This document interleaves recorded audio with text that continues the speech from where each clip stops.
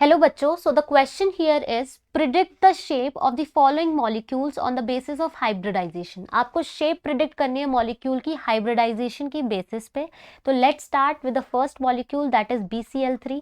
हम लोगों को यहाँ पे सबसे पहले क्या निकालना है, हाइब्रिडाइजेशन निकालना है। हाइब्रिडाइजेशन का फॉर्मूला हम यूज करेंगे half number of valence electrons in the central atom. Boron is the central atom here, तो बोरॉन के पास कितने वैलेंस इलेक्ट्रॉन होते हैं, 3, प्लस क्लोरीन यानी नंबर ऑफ मोनोवैलेंट एटम्स कितने जुड़े हुए हैं, 3 ही जुड़े हुए हैं, क्योंकि chlorine is a monovalent atom with a single valency और यहाँ कोई चार्ज नहीं है, तो यहाँ पे हो जाएगा half into 6, it is equal to 2 3 6, 3 आ गया।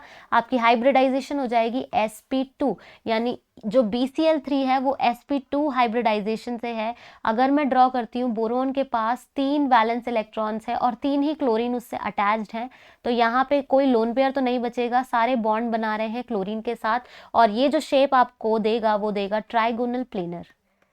ट्राइगोनल प्लेनर, ठीक है। अब हम बढ़ जाते हैं नेक्स्ट वाले ऑप्शन पे। नेक्स्ट वाला क्या है आपके सामने, नेक्स्ट वाला है CH4। CH4 के लिए हाइब्रिडाइजेशन निकाल लेते हैं।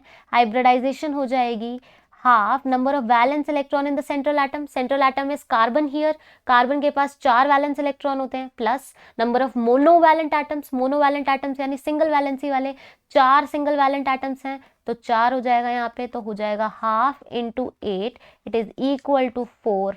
तो आंसर आ जाएगा, जो आपकी हाइब्रिडाइजेशन आ जाएगी वो आ जाएगी sp3।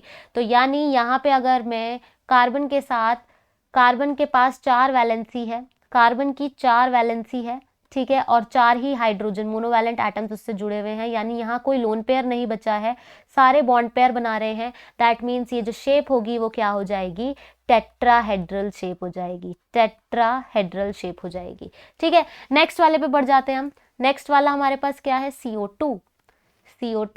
CO2 की हाइब्रिडाइजेशन निकाल लेते हैं। Half number of valence electrons कितने हैं सेंट्रल एटम के पास, 4। मोनोवैलेंट एटम्स यहाँ है ही नहीं, oxygen is a divalent atom, तो 0 हो जाएगा, तो ये जाएगा half into 4, it is equal to 2 answer आया। sp हाइब्रिडाइजेशन होगी, sp हाइब्रिडाइजेशन होगी कार्बन डाइऑक्साइड की। अब हम यहाँ पे बना लेते हैं, कार्बन के पास 4 वैलेंस इलेक्ट्रॉन्स हैं, ठीक है, तो 1 2 3 4, एंड ऑक्सीजन के पास 6 वैलेंस इलेक्ट्रॉन होते हैं, तो डबल बॉन्ड के थ्रू ये जुड़ जाएंगे दोनों ऑक्सीजन के साथ, है ना, टू मेक 8 इलेक्ट्रॉन्स। बाकी आपके 1 2 3 4 5 6 7 8, 1 2 3 4 5 6 7 8, है ना। तो यहाँ पे आपके पास कार्बन डाइऑक्साइड बन गया है। अब कार्बन डाइऑक्साइड की जो शेप होती है वो कैसी होती है, लीनियर। क्या आएगी आपकी शेप, लीनियर, ठीक है। नेक्स्ट हम बढ़ जाते हैं अमोनिया पे, NH3 पे। NH3 की भी हाइब्रिडाइजेशन निकाल लेते हैं। NH3 की hybridisation half number of valence electron in the central atom. Nitrogen के पास कितने हैं valence electron, 5। Number of monovalent atoms यहाँ पे कितने हैं, 3, तो ये हो जाएगा half into 8, it is equal to 4 यानी sp3 हाइब्रिडाइजेशन। अब यहाँ ध्यान देना, यहाँ पे नाइट्रोजन के पास 5 वैलेंस इलेक्ट्रॉन है, 1 2 3 4 एंड 5, लेकिन यहाँ पे 3 ही हाइड्रोजन के साथ बॉन्ड बन रहा है। दैट मीन्स एक लोन पेयर आपका छूट रहा है, जो लोन पेयर है वो डिस्टॉर्टेड टेट्राहेड्रल शेप कर देगा। दैट मीन्स ये जो शेप बन के आएगी वो आपके सामने टेट्राहेड्रल ना आके पिरामिडल आएगी, पिरामिडल शेप आएगी। तो आई होप आपको ये क्वेश्चन वाया हाइब्रिडाइजेशन समझ आ गया होगा, हमने सारी शेप्स प्रिडिक्ट कर दी हैं। Thank you so much.